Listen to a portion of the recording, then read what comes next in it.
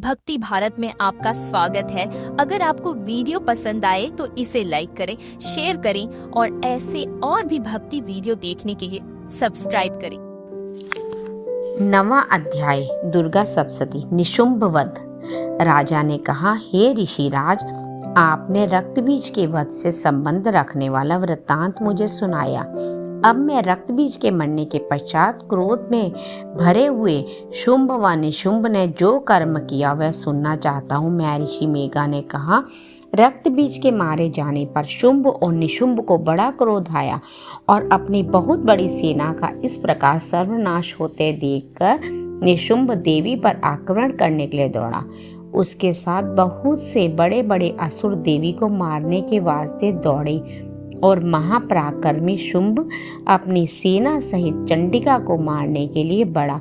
फिर शुंभ और निशुंभ का देवी से घोर युद्ध होने लगा और वह दोनों असुर इस प्रकार देवी पर बाण फेंकने लगे जैसे मेघों से वर्षा हो रही हो। उन दोनों के चलाए हुए बाणों को देवी ने अपने बाणों से काट डाला और अपने शस्त्रों की वर्षा से उन दोनों दैत्यों को चोट पहुंचाई। निशुंभ ने तीक्ष्ण तलवार और चमकती हुई ढाल लेकर देवी के सिंह पर आक्रमण किया। अपने वाहन को चोट पहुंची देख कर देवी ने अपने श्रुप नामक बाण से निशुंभ की तलवार व ढाल दोनों को ही काट डाला। तलवार और ढाल कट जाने पर निशुंभ ने देवी पर शक्ति से प्रहार किया। देवी ने अपने चक्र से उसके 2 टुकड़े कर दिए।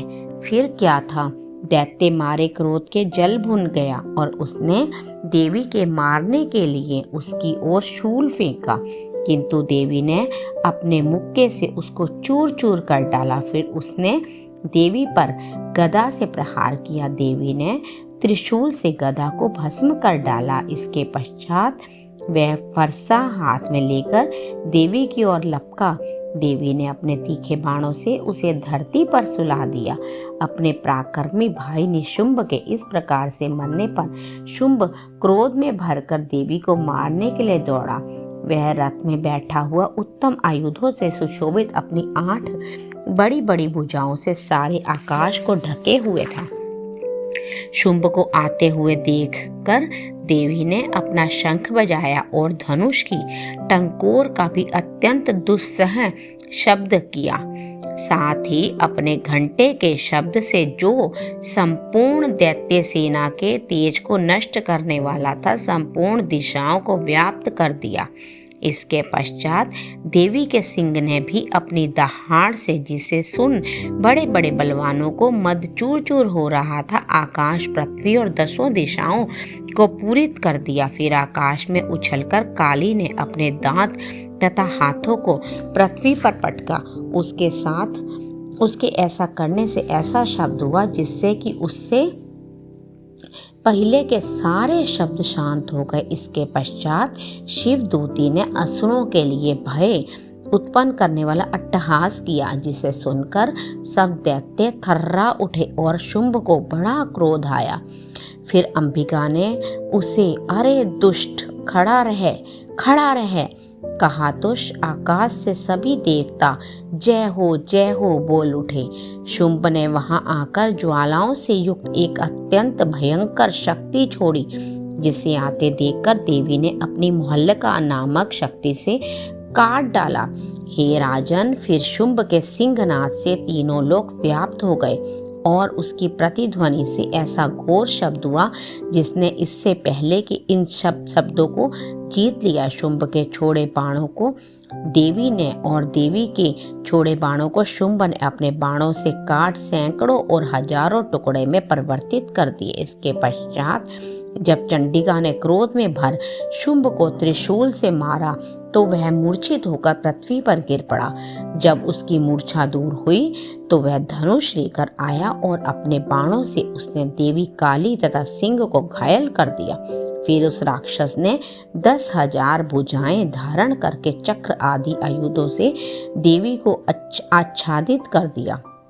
तब भगवती दुर्गा ने कुपित होकर अपने बाणों से उन चक्रों तथा बाणों को काट डाला। यह देखकर निशुंभ हाथ में गदा लेकर चंडिका को मारने के लिए दौड़ा। उसके आते ही देवी ने तीक्ष्ण धार वाले खड़ग से उसकी गदा को काट डाला। उसने फिर त्रिशूल हाथ में ले लिया। देवताओं को दुखी करने वाले निशुंभ को त्रिशूल हाथ में लिए हुए आता देखकर चंडिका ने अपने शूल से उसकी छाती पर प्रहार किया और उसकी छाती को चीर डाला। शूल विदीर्ण हो गए जाने पर उसकी छाती में से एक उस जैसा ही महापराक्रमी दैत्य ठहर जा कहता हुआ निकला। उसको देखकर देवी ने बड़े जोर से ठहाका लगाया।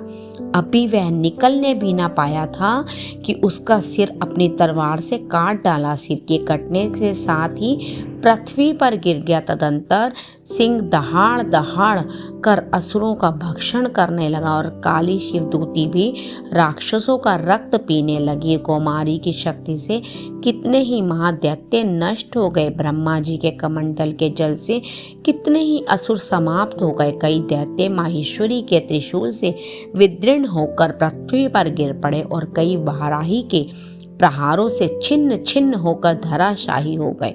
वैष्णवी ने भी अपने चक्र से बड़े बड़े महापराक्रमियों का कचूमर निकालकर उन्हें यमलोक भेज दिया। इंद्री से कितने ही महाबली राक्षस टुकड़े टुकड़े हो गए। कई दैत्य मारे गए, कई भाग गए। कितने ही काली शिवदूती और सिंह ने भक्षण कर लिए।